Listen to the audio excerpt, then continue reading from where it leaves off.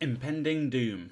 To tell the truth, I scoffed when the invitation was first delivered to my floating fortress, the Liberia Catholic, whatever that is, the Liberia Cello. Cello? But even doom occasionally judges too soon. After decades out of the spotlight, Emma Frost had suddenly found the audacity to throw another one of her gaudy galas. For some undiscernible reason, she thought it proper to invite me to revel alongside the commoners.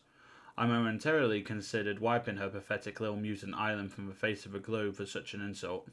But Doom chose to show restraint, and now I'm glad I did.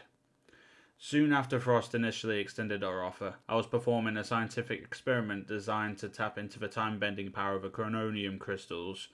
During the trial, I caught a glimpse of a possible future where all living beings on the planet, human and mutant alike, had seemingly been conquered by machines.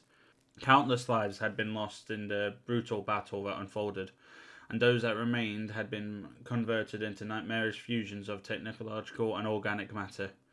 At the heart of it all, I saw the architect of this apocalypse, a face I had not gazed upon in decades, the grinning robotic visage of Ultron. I immediately changed the focus of my experimentation, attempting to prevent this dark future by using chrononium to erase any traces of Ultron from our timeline. But alas, the accursed time-stream entanglement, unleashed by the reckless actions of my past self, had caused the flow of time to become complex and non-linear. I was able to successfully remove key moments from Ultron's past, as if it had never happened, but the mechanical menace itself still remained, and as a result of my tampering, I feared that Ultron may have been unintentionally alerted to my machinations. The next morning, a legion of my Doombots defied my direct orders, turning to me and uttering one simple phrase in unison: "I am coming home."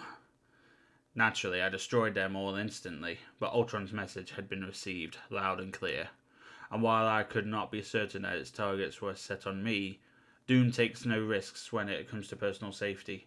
I would have to make a bold move to secure the temporal power needed to finish Ultron before he ascertained that I was his assailant.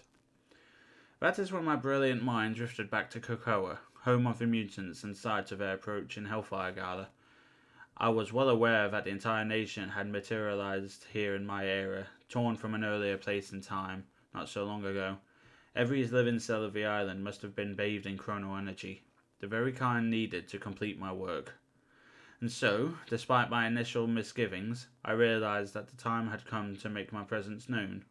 For while Doom has never been one for festivities, he has always been one to seize opportunities, and the mutants have offered far too great to go unanswered.